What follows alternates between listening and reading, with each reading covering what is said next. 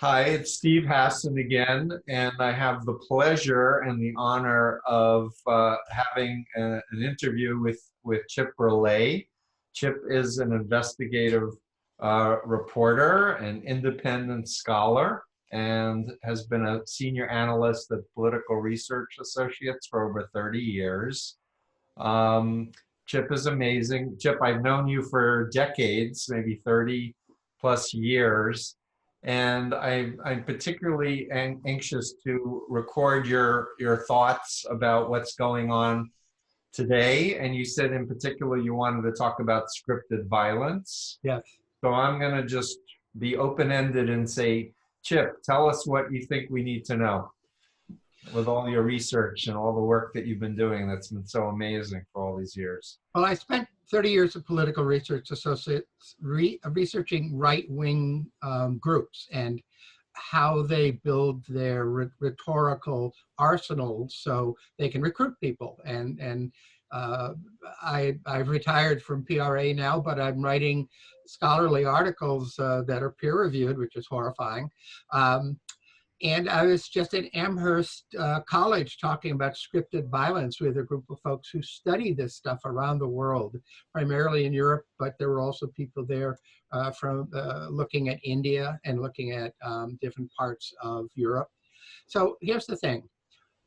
When a really high status individual, whether they're political or religious, starts to say there are people plotting against us real citizens, it can trigger attacks. Especially if what you're doing as one of these high status people is saying there's a group that is conspiring against us and they have evil intent and we really should call them out. And so you basically name the scapegoat. It's a process that, as you well know, is othering. Yeah. And you create the other, and you say the other is threatening, and then you say, who will rid me of this troublesome priest? You basically say, these people are out to get us. And in some people's minds, they say we should get them before they get us, and then they act on it. So I was giving this lecture that I do at the Pennsylvania Sociological Society the night before the shooting in Pittsburgh. And we convened the next day, and people were like, this is serious, this idea that people pick up this language and then act on it. And so we spent the whole rest of the meeting just talking about the real deep sociology and political science and psychology behind this process. And as you know, this has been well studied since the work of Hannah Arendt, and even before that with the Frankfurt School and all sorts of people after World War II. The American Jewish Committee sponsored a whole bunch of work. So this is not new, it's not novel, it's extremely well studied, and yet I have a very hard time convincing editors that this is something that we can write about, and they simply mostly say no. Luckily, I have been picked up, I was abducted by sociologists, and they take it seriously, and so I've been sort of brought into the fold as a mascot. I'm not a sociologist, but I play one on TV. Right. And so I just want to jump in and say that whenever there's someone who has the cult of personality, if you will, whether they're a celebrity, a politician, a business, a billionaire, or a religious figure, we imbue upon them powers, like they're not just regular people, but somehow we attribute more to them because of their status and because of their success. And therefore, when they speak, the power of suggestion impacts people, whether they're saying, where you should use this vitamin shake and it's going to help you lose weight, or it's going to tell you don't trust the Washington Post because it's all fake news. Right. Or if I did a blog about right-wing extremists in India who were murdering Yes. intellectuals, rationalists, because they were viewed as threats Right. to right-wing Hinduism. Yes. So this really is social psychology is where I enter this, not just sociology. But in particular, since Donald Trump's election, it seems that the country has gotten much more polarized, and both sides think each other are being brainwashed and indoctrinated and are cults, Right. which I find, as a cult expert, I find fascinating. Right. I find it interesting that I'm told that I don't know what cults are, even though I've spent 40 That's rich. years. That's clever, really. You Yeah, don't, huh? I don't I know know you anything. I've just, written 3 books and, have and in all kinds of textbooks, and I'm doing my doctoral program right now. In any case, so flesh it out for us a little bit more. What are the key points that will help our listeners to understand more about what's happening in our country? And I'd like you to also talk about conspiracy theories, because I've read a number of your pieces over the years on conspiracy theories. Well, conspiracy theories are usually a sign of bad health in a society, as a society. And I think there's a misperception that people have to be mentally ill or dysfunctional to believe in conspiracy theories without, saying what Trump is. Trump and his followers are convinced that there's a conspiracy to destroy America. It's run by Democrats who are really socialists, who are really communists, who are really out to destroy the American way of life and impose gender rules about how you can act in public and yada, yada, yada. And so basically this threatens primarily straight white Christian men, which I confess, I'm a straight white Christian man, but I don't listen to these statements by Trump as reality. I see him as building a strong backbone of a movement that will support him no matter what he says. And so people say, well, they can't really believe that. And I say, well, you talk to them, and you and I talk to people who believe conspiracy theories, Right. and they are otherwise rational for the most part, in Right. in a broad sense. And they're not necessarily mentally ill. So what is it? And it's that they feel part of something.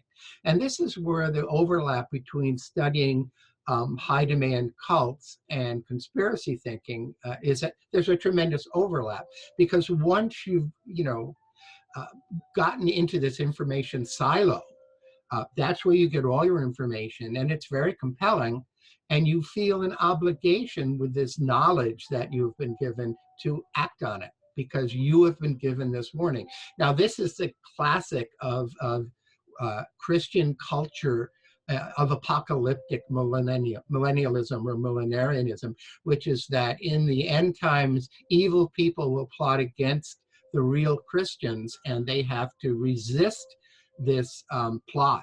Now, it is not completely unrelated that a majority of folks who voted for Trump are also people who believe in these apocalyptic scripts, even when they're not necessarily Christians inside a Christian church that actually believes in it. So that, there was this horrifying, and the pollster didn't believe it. Back when Obama was president, he threw in a question for Republicans in New Jersey. Do you think Obama is the Antichrist? When the Antichrist is the evil figure of who comes at the end times and tries to get Christians to betray their faith, with the mark of the beast and all this other stuff. Well, some 14% of Republicans said they thought that was possible, that Obama was the Antichrist, and another 14% were sure of it. Wow, that's 28%. It is, and it's actually 1 point higher, but I always forget how it breaks down. But the pollster went back and reran everything because he couldn't believe it. He was like, "What? That can't be true." But anyone who studies apocalyptic thinking in the Christian millennial movements knows that this is a very high rate of people within that structure that believe this is true. And they're mandated then to take action against the evil people. Right. That's amazing. But I guess I want to add that people believe conspiracy theories too because they feel out of control. Yes. Because of existing institutions are breaking down that they can't trust. Right. And so when someone is promoting a theory, a Rush Limbaugh, a Alex Jones, Right. a Sean Hannity is, saying something against globalists, evil globalists. Globalists read as Jews. Yeah.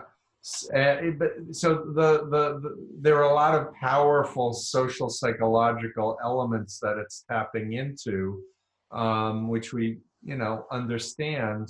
But I guess I want to ask you, just give us a 3-minute or 5-minute thing on the elders, the protocols of the elders of Zion, because I remember you wrote about. You were one of the first people that I read that really scholarly analyzed the whole history of it and what it's about. Well, I was working with the Center for Millennial Studies right before the year 2000, and what we noticed was there was a tremendous distribution of this fake news hoax document, the Protocols of the Learned Elders of Zion, which is in fact a fake. There is no such document other than that issued by the Tsarist secret police to get people in Russia back in the early 1900s to not pay any attention to how cruel the Tsar was, but to pay attention to the Jews, who were your real enemy. And that was in the original text, which is a fake. It was directly tied into the apocalypse of the book of Revelation for Christians. So this connection of apocalyptic thinking and evil and the work of the devil and world leaders and secret conspiracies is scripted into the book of Revelation. So the book of Revelation can be read several ways. I'm a practicing Christian. I read it as metaphor, which all Catholics are Good told. idea. Yeah, all Catholics will say, read this as an amazing metaphor. But certain groups of evangelical Christians in the US who are Protestant read it as a script. And they feel they are obligated to sort out and find and search and get hold of these evil allies of Satan and subjugate them in some way. And that can be by naming them and scapegoating them. And as it happened in the horrible terrorist killings in Pittsburgh, shooting them in their own house of worship. So that this was circulated in Russia, then England. It was brought to the United States by Henry Ford, the automobile magnate, and distributed widely in the United States, so widely that Hitler gave Ford a medal for it. And of course, the Protocols was a centerpiece of the genocidal plan of Hitler and the Nazis. Right. So to play devil's advocate, how do we know it's a fake? That's cute, devil's advocate. Yes, thank you. Sorry, I couldn't resist. I know. Well, we know because it was tracked down. It was shown on one hand to have been partly plagiarized from some other sources. It was shown by a series of scholars, really in the 1920s.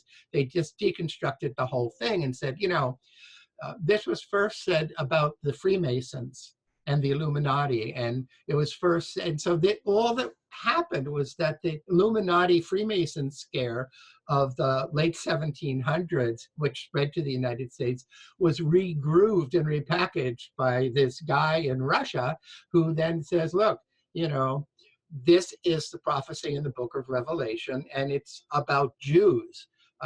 And they could be in league with the Freemasons, but no, it's the Jews, it's the learned elders. Well, there is no such group as the learned elders of Zion. There's all sorts of branches of Judaism, and no one's controlling them like puppets. Right.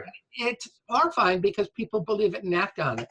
Right. And I have the impression that Muslims are the new Jews in terms of the United States. Like the focus isn't on Jews, it's more on Muslims as the enemy of Christianity and the enemy of God.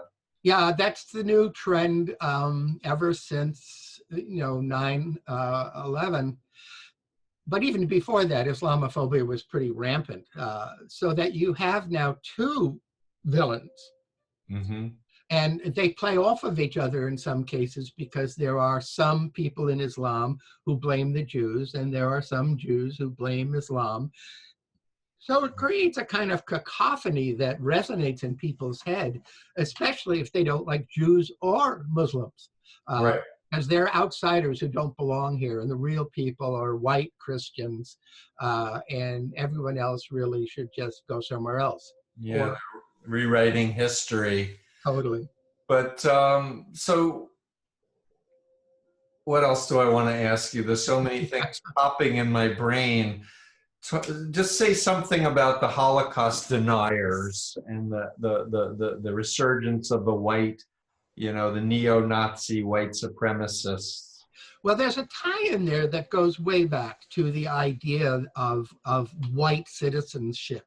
And it's basically that there are people who are trying to pull down white men especially, and during the civil rights movement, that was said to be Jews.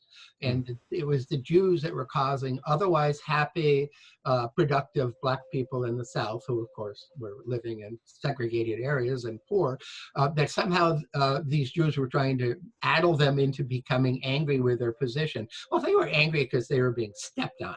And so, it was absurd to say it's the Jews and the communists causing this trouble. There were whole billboards in the South basically saying, Jew here, Black men there at the Highlander Center being trained by the communists. Mm-hmm. What you have then is this narrative, and this is the script. The script is those of us who are deserving, the straight white Christian men of America, are being pulled down from our status by these evildoers. And it's always easy then to write a conspiracy theory about that, because conspiracy theories are very clever. And so what we end up with then in the United States today is a battle of scapegoats, of people who are being scapegoated, and it's either Jews or Muslims and now Mexicans. And it's so generically it's xenophobic. It's people who aren't like us. Of course, almost all of the immigrants coming to the United States were not like the native peoples, were they? So this is an ongoing issue of people coming into a society claiming to be the real people, and then subjugating people below them, who they've made below them on the status scale and the economic scale, and then trying to preserve their higher status by blaming other people for all their problems. Mm-hmm. And can I ask you if you have done any research on, like, for example, I read the book, The Plot to Destroy Democracy by Malcolm Nance, about Putin's cyber approach to stirring up people just to distrust each other, Right. just to sow unrest and distrust.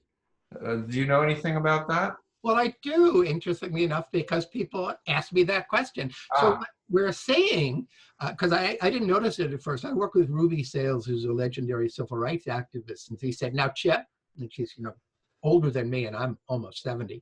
"Now, Chip, you have to pay attention to why Putin and Trump like each other, and it's that they think they're Aryans. They think they're white. They're all white, and they're men, and they're masculinists, and they want to build a society where they're the leaders by default by projecting this macho, aggressive attitude." But it's weirder because just recently, over in that part of Europe, there was an international meeting of Christian right activists from all over the world. And what don't they like? They don't like Muslims. They don't very much like people from other countries moving into their native countries. So there's this kind of awful connection now between idiocentric Christian apocalyptics, all of whom think they're in a struggle with Satan, which helps Putin and Trump, who then are seen as the leaders who are protecting us from this awful fate. And I think that Putin's connection with the Orthodox Church in Russia Yes. is kind of embraced by some evangelicals as they're you know, they really are good Christians over there. It's a big tent. So you can have a big tent with fundamentalist Presbyterians or fundamentalist Protestants and Roman Catholics and Orthodox Catholics and maybe even some Hindus who are, of course, where the word Aryan first starts. Oh, tell me why the word Aryan is Hindu. Because Aryan was the area in India where the Aryan language started. And Hitler said, oh, it's not a language, it's a race. And even there was this horrifying feminist book that said about the chalice and the blade and just used these pro-Nazi racialist sources without knowing it to say, look, this is a race of people who are peaceful, who came up all the way. And I'm going, my God, this is like Nazi literature. You know, Right. are you kidding me? I read that book, so oops. Yeah, oops. Yeah, right. The maps were from the Institute for the Study of Man. Well, Huh? oops. Can we turn that off real fast? Yeah, I just dropped the phone. Okay. So tell me about Steve Bannon. What do you know about his worldview, if anything? Well, all right, Bannon comes out of what you would have to call a right-wing Christian worldview in which there's an attack on the real Christians by the fake Christians, which would be me, but also these other people from different religions like Islam and people who are taking away the God-given rights of straight white Christian men. Mm-hmm. And so basically he is a follower of what's called the European New Right, Alain de Benoit. And basically I was just at this conference where one of the world experts on de Benoit was saying, look, this is the old Nazi racial concept that has been revisited by Bannon using slightly different language. But if you actually go and read what he writes, he's citing these de Benoit and these other new right people. I'm so sorry. I have to figure out how to. So Bannon is citing all these European new right folks, and it's a soft form of introducing the idea of racial suicide of white people and the Christian suicides of their religion through basically compromising with people who want to eliminate straight white Christian men. Mm-hmm. So we're coming to the end of our time. I guess I'm wondering if you have any, I'm sure people have asked you any prescriptions for how to reignite America to the Constitution and to human rights and to values that I think you and I grew up thinking and believing in, at least. Sure.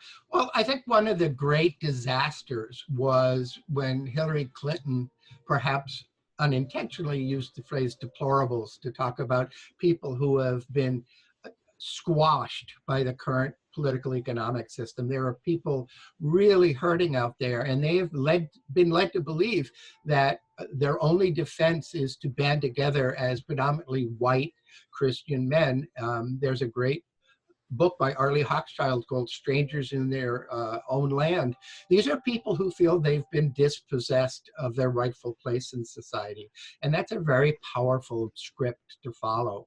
So I'm afraid the answer is don't call these people names. Don't make fun of them. They're your neighbors sometimes. Talk to them and listen to what they have to say, and then see if you can struggle with them over a different way of making America a place where most people can earn a living and be safe. Right. I couldn't agree more with you. As you probably know, I counsel families how to talk to loved ones in mind control cults that do all of this black and white, us versus them, good versus evil dichotomies. And it's always about having a relationship of rapport and trust, treating them with respect, looking for the areas of commonality, Right. shared Shared values. humanity, Yeah. and really being curious and being willing to listen to their point of view, to the point where you can repeat back to them, not that you believe it, but that you can repeat back to them what you heard them say is their view of reality, etc. And by just engaging in that process, many people will feel very validated that you've taken the time to listen to them. And they'll actually start asking you questions about, well, what do you actually think? Right. Well, And the thing that I say is the goal is to empower people to think for themselves, think critically. convince them that you're right and they're wrong. So get out of the win-lose frame and get into the learning feedback. We're all on this journey on the same planet. We all have, kids, or we have nephews and nieces, or we have dogs that we want to survive, Even whatever. goldfish. The goldfish too. Even.